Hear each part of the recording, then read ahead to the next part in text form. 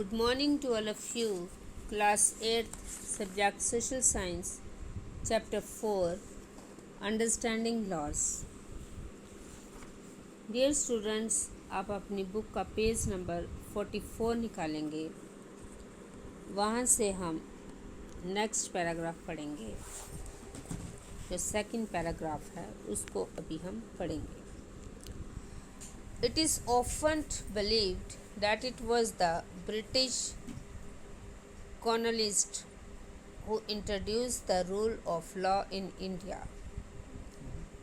Historians have disputed this claim on several grounds, two of which include first that colonial law was arbitrary, and second that the Indian nationalists play a prominent role in the development of the legal sphere in British India. One example of the arbitrarians that continue to exist as part of British law is the Seditions Act of 1870. The idea of seditions was very broadly understood within this act. Any person protesting or criticizing the British government could be arrested without due trial. तो बहुत सारे लोग मानते हैं कि हमारे देश में कानून के शासन की शुरुआत अंग्रेज़ों ने की थी। तो कानून के शासन की शुरुआत किसने की? अंग्रेज़ों ने। इतिहासकारों ने इस बात पर काफ़ी विवाद रहा है। इसके कई कारण हैं। एक कारण तो ये है कि औपनिवेशिक कानून मनमानेपन पर आधारित था। दूसरी वजह ये बताई जाती है कि ब्रिटिश भारत में कानूनी मामलों के विकास में भारतीय राष्ट्रवादियों ने एक अहम भूमिका निभाई थी। 1870 का राजद्रोह एक्ट अंग्रेजी शासन के मनमानेपन की मिसाल था। इस कानून में राजद्रोह की परिभाषा बहुत व्यापक थी। इसके मुताबिक अगर कोई भी व्यक्ति ब्रिटिश सरकार का विरोध या आलोचना करता था तो उसे मुकदमा चलाए बिना ही गिरफ्तार किया जाता था। Indian nationalists began protesting and criticizing this arbitrary use of authority by the British. They also began fighting for greater equality and wanted to change the idea of law from a set of rules that they were forced to obey to law as including ideas of justice. By the end of the 19th century, the Indian legal profession also began emerging and demanding respect in colonial courts. They began to use law to defend the legal rights of Indians. Indian judges also began to play a greater role in making decisions.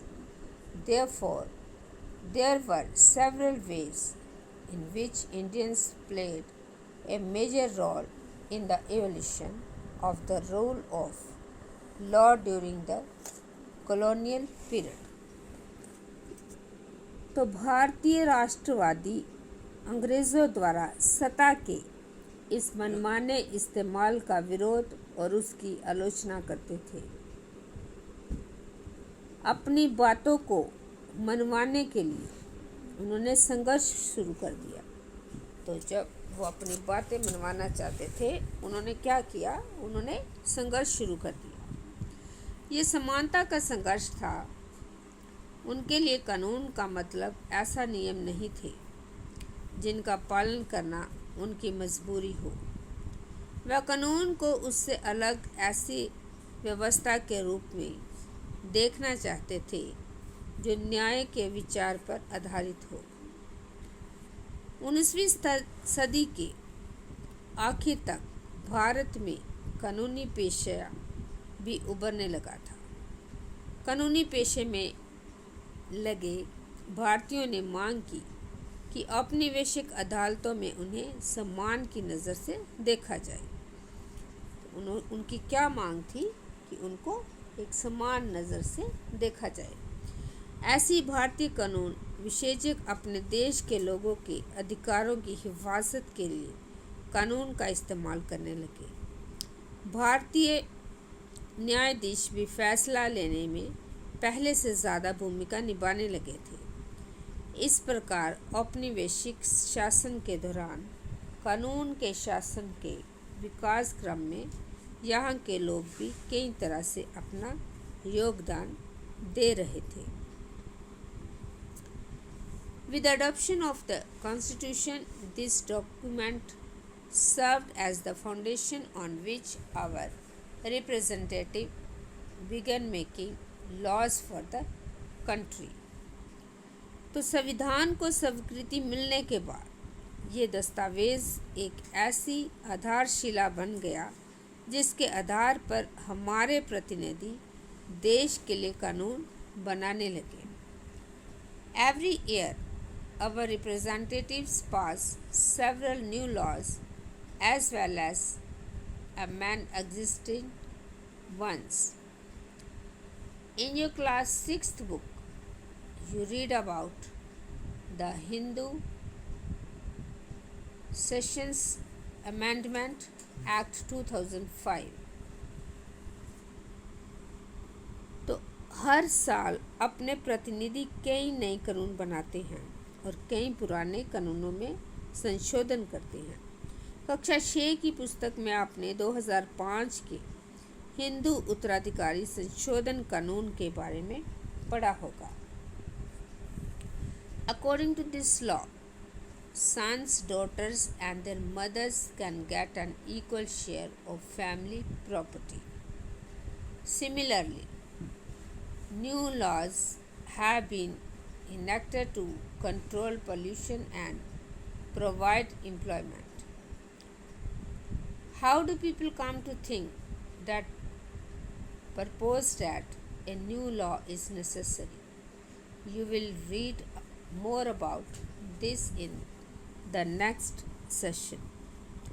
तो इस नए कानून के मुताबिक बेटे, बेटियां और उनकी माँ तीनों को परिवार की संपत्ति में बराबर हिस्सा मिल सकता है। इस प्रकार प्रदूषण को नियंत्रित करने और रोज़गार मुहैया कराने के लिए भी नए कानून बनाए गए हैं। लोग इस निर्णय पर कैसे पहुंचते हैं कि एक नया कानून ज़रूरी है? वह कानून का प्रस्ताव किस तरह पेश करते हैं, इसके बारे में आप अगले हिस्से में पढ़ेंगे। तो डियर स्टूडेंट्स, अभी जितना मैंने आपको पढ़ाया है आप उसको एक बार फिर से रीड करना। Thank you and have a nice day.